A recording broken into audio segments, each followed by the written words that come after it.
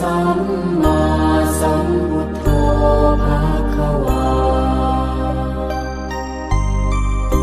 พระผู้มีพระภาคเจ้า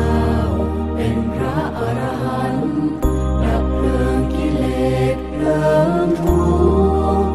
สิ้นเชิงตรัสรู้ชอบได้โดยพระองค์เองพุทธังภะคะวันตังอะภิวาเทมิข้าพระเจ้าอภิวาทพระผู้มีพระภาคเจ้าผู้รู้ผู้ตื่นผู้เบิกบาน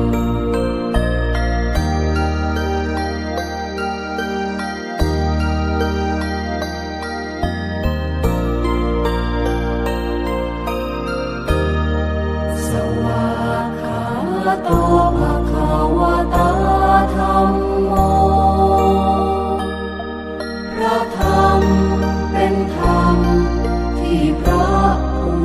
มีพระภาคเจ้าตรัสไว้ดีแล้วธัมมังนะมัสสามิข้าพระเจ้านมัสการพระธรรม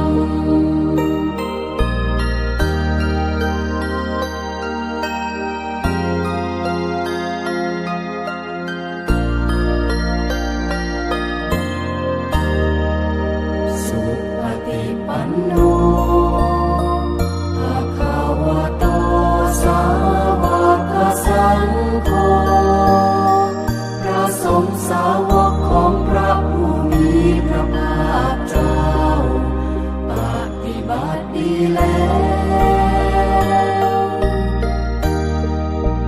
สังฆังนะมามิข้าพระเจ้านอบน้อมพระสงฆ์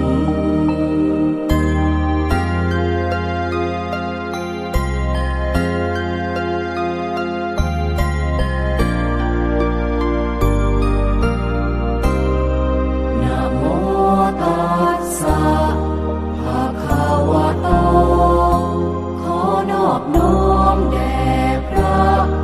ผู้มีพระภาคเจ้าพระองค์นั้